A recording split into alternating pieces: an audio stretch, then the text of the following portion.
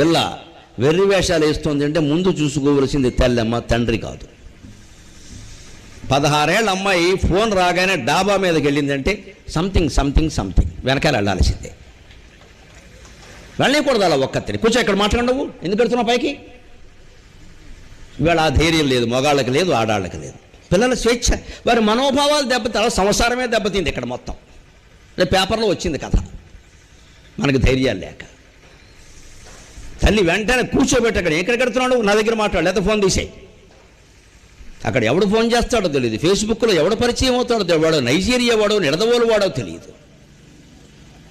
వీళ్ళు ఇష్టం వచ్చినట్టు మెసేజ్లు పంపిస్తారు, వీళ్ళు వాట్సాప్లు పంపిస్తారు, ఫోటోలు పంపిస్తారు, వాడు ఏది అడిగితే అది పంపిస్తారు.